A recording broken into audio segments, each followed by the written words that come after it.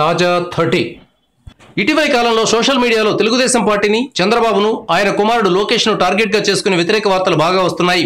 కొన్ని వార్తలు అయితే మరీ దారుణంగా ఉంటున్నాయి. కక్షతో రాస్తున్నట్లు ఉంటున్నాయి.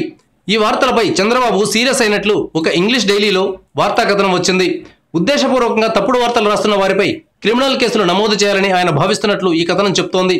వ్యతిరేక వార్తలను ఉపేక్షిస్తూ వెళ్లడం వల్ల మరింత ఎక్కువగా వస్తాయని, చట్టపరమైన చర్యలు తీసుకోవడం ద్వారా ఇలాంటి వార్తలకు కళ్లెం వేయాలని బాబు భావిస్తున్నట్లు సమాచారం. ఎమ్మెల్సీగా ప్రమాణం చేసినప్పుడు అంబేద్కర్ జయంతి సందర్భంగా లోకేష్ తడబడ్డారు. ఈ తడబాటుపై తీవ్రంగా వ్యంగ్య వ్యాఖ్యానాలు వచ్చాయి. దీంతో చంద్రబాబు సోషల్ మీడియా వార్తలపై దృష్టి పెట్టారని చెప్తున్నారు. సోషల్ మీడియా అనగానే ఏదైనా రాసేయచ్చని, ఎవరినైనా ఏమైనా అనేయచ్చని అభిప్రాయం ఒకటి ఏర్పడింది.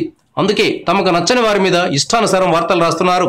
రాజకీయ నాయకులు సాధారణంగా తమపై వచ్చే వ్యతిరేక కథనాలను అంత సీరియస్గా తీసుకోరు. కానీ మరీ శృతి మించినప్పుడు ఒకరు అలా రియాక్ట్ అవుతుంటారు.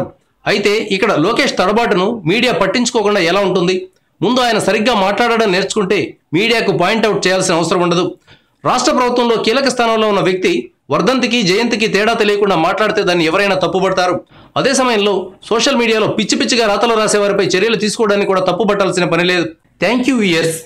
ఈ వీడియో మీకు నచ్చితే లైక్ బటన్ టచ్ చేయండి. తాజా 30 ఛానల్కు సబ్స్క్రైబ్ చేయండి. మీ మిత్రులకు షేర్ చేయండి.